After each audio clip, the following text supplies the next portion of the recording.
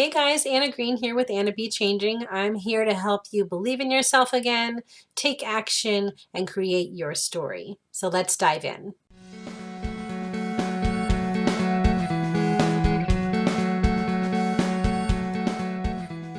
What I'm going to be bringing to you today is another installment of my personal journey through kind of moving from self-doubt into self-acceptance and gaining more self-worth.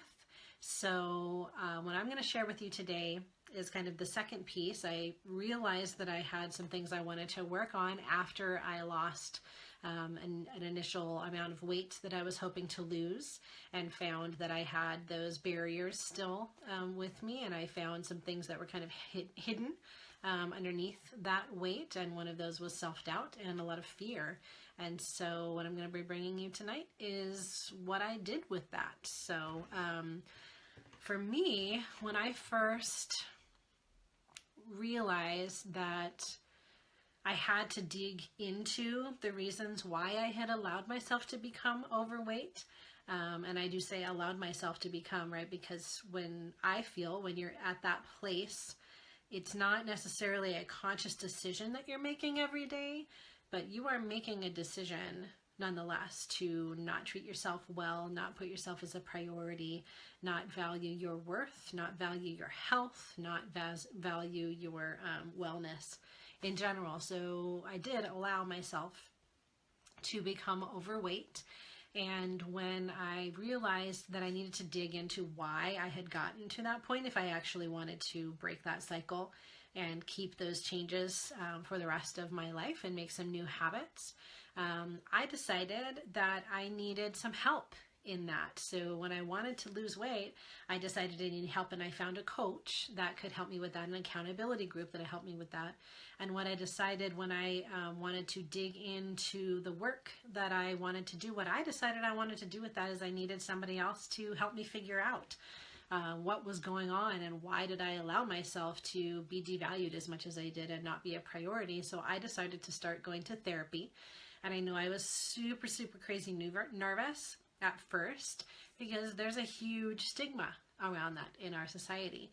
I personally don't agree with it because I see it as, if you have something wrong with you physically, if there's something that's not working to the optimal level, not right, if you're not feeling well, you go to a professional for that. You go to someone who is professionally trained for that, whether it's a chiropractor or a doctor or a naturopath or whatever it is. You go to a professional when you have something that's not firing right. Well, if you have something that's not firing right in your emotional health and your mental health and just your overall happiness, why not go see a professional in that as well? That's how I see it. But I was really worried about how it would be seen when folks found out that I was going to see a therapist. But what I decided is I knew I needed to be brave and have courage in doing this, but I also didn't want to hide it, because I had already decided that I was going to be sharing my journey as I go through this wellness and health journey that I've been on. So I decided I needed to get some help. I decided I wanted to see a therapist, and I also decided I was going to share about that. So I was super nervous because of those stigmas, but I still went ahead and did it. And what happened was it blew my mind how amazing an experience it was, and how it was absolutely the right decision for me, because I needed someone else's outside perspective to help me dig into, when I would say one thing, what was I actually meaning? A lot of times we can't do that for ourselves. So that was really eye-opening for me, and really the best decision by far that I could make in this process. And what the person that I was matched with, what one of the therapies that he used was called narrative therapy technique, and it kind of helps somebody separate the person from the problem. So I was having self-doubt, but I wasn't the problem. It was the doubt that was the problem, if that makes sense.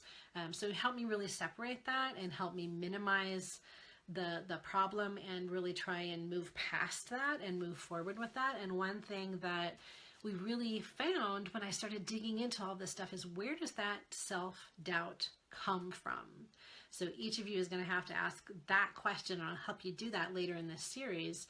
But for me, when we started digging in to figure out, you've got a whole bunch of self-doubt here, regardless of how educated you are in certain things or how confident you might be in certain things, there's still this underlying self-doubt. What is that about? Self-doubt and low self-worth. Where did that come from? So we really started digging into that. And what I finally realized had been holding me back this whole time, since 7th grade was the first thing that I had remembered about it, was fear of, excuse me, a fear of judgment. So what I meant by that was being judged by my peers, judged by my friends, my family, my loved ones, my community, now being on social media and deciding to share my journey as a coach, being judged by anybody and everybody who could be watching whatever it was that I was sharing or reading whatever I was sharing. I was so fearful of being judged, and also I was prejudging myself, and then I was fearful of other people judging me, and it just stopped me in my tracks. Even when I was compelled to do a certain thing or be led a certain way or take a certain action, I would always stop myself, or maybe let myself do one or two things and then stop myself and come back, because I thought I was protecting myself from that judgment. But really what I was doing is not allowing myself to grow and not allowing myself to become the person that I was really trying to become, the person that I feel compelled to grow into. I wasn't allowing that to happen because of that fear of judgment. So after we came to this realization and found that source of that fear, one thing he recommended for me to do as part of this kind of narrative therapy process is to write a letter.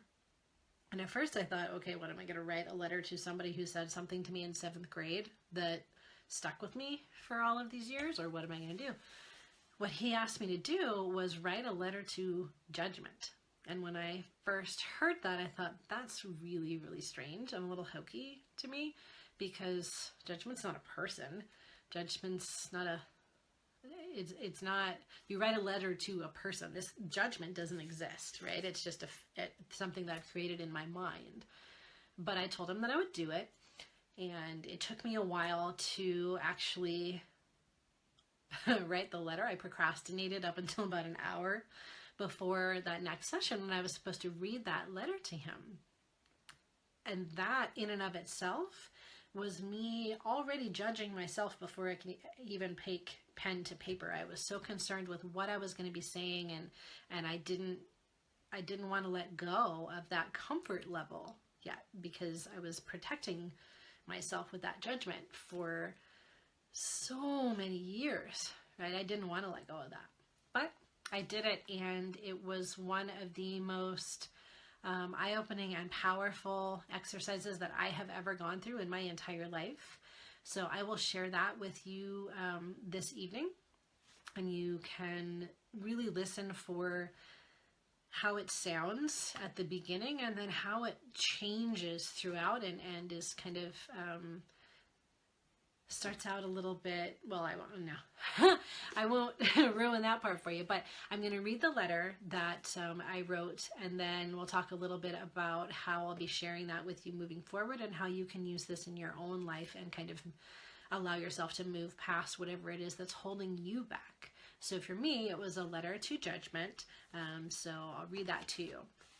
Dear Judgment, I have had so many thoughts in preparing to write this. Often those thoughts would turn to self-doubt. If you had your way, I would believe that I couldn't write this. Why? Because the mere act of me putting this pen to paper and turning my thoughts solely to you lessens the power you are used to having over me, the power you have exuded even without me truly realizing it. Recently, though, you have not had the same power you once had. Even now, I am intentionally writing this with an erasable pen. I have worked to give myself the tools in my life and find a better path, one that is more true to me and not led by you. With these tools, I have found the courage to question you and what you would have me believe. And in preparing to write this letter, I knew I didn't want any of your illogical thinking and false realities to find themselves permanently on this page, on my page. I want you to know without any level of uncertainty that things between us are now different and will remain that way. You are not in charge. You want me to believe so many things about myself that simply are not true. I am not good enough. I am not worthy of success. I am not desirable. I'm not talented. I'm not punctual. I am not inspiring. I'm not accomplished. I am not impressive. I am not a good woman. I am not a good mom. I am not a good partner. I cannot be a leader. I am average. I am a quitter. As I went through this list, it became harder and harder to identify the things you've wanted me to believe for so long. Partly because I've never sat down to think about them, but mainly because I now know that they are not true. You've led my actions and voiced your opinion over and over and over again. There was a time when this connection developed between us, likely out of shame and a false sense of protection. But now it's time for the real Anna to please stand up, and that Slim Shady reference was intended. I no longer need your protection or guidance because I know that I am strong, I am courageous, I am intelligent, I am an amazing leader, I am inspiring and admirable, I am loving and deserving, I am worthy of love and belonging, I am powerful, I am logical, I am a work in progress, I am not a slave to judgment or fear, I am beautiful inside and out, I am a wonderful mom and a great example to my girls, I am a gracious, understanding, and loving partner, I am compassionate, I am making a difference, and I am creating my story. For some strange reason, I keep coming back to feeling like I should thank you. While that seems odd to me, to thank the source of my struggle, I can't shake the importance of that gesture here. At one point in my life, you served me. You had a purpose and a role. Had you not been so influential to me, I may have made different decisions along the way and gone down any number of different paths. But God and his energy and the universe are strong, and I know my path has been what it is for a reason. So, I thank you for the purpose you served in the times when listening to you was what I needed. I won't say goodbye to you because I know, although drastically changed, you still hold a purpose. To help me confirm my current path of exploration and self-discovery. To strengthen my resolve in the choices I make. To help me relate to others who may be guided by a similar belief system that does not serve who they are working to become. Our paths will cross, I'm sure. I will acknowledge you, but I will not invite you to stay. Be seeing you, Anna. So that is kind of the transition between where I started and what I was truly believing, all of those I am not statements. That was where I lived. That was what was hiding behind those 60 extra pounds. That was what was hiding behind that safe zone. Where I was transitioning and where I am transitioning is to those I am statements. And they're very, very different, right? So that's one of the decisions that you have to make when you're trying, when you are going on a journey moving from self-doubt to self-acceptance. You have to be willing to really take a look at what is behind that doubt. Where is that coming from? Why is it there? What purpose has it served in the past? Does it still serve you? Or is it holding you back? And then from there, you can determine what role you want that doubt to serve in your life. Because a healthy dose of fear is valid. It keeps us safe, right? Literally, physically safe.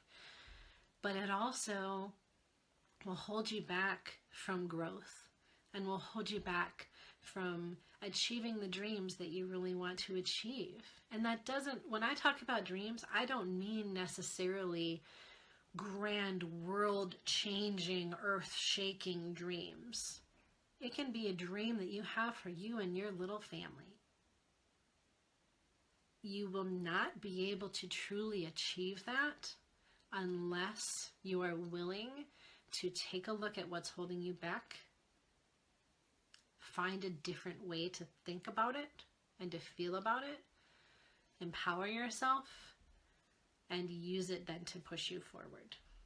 So thank you for joining me this evening. I appreciate you listening to my story once again.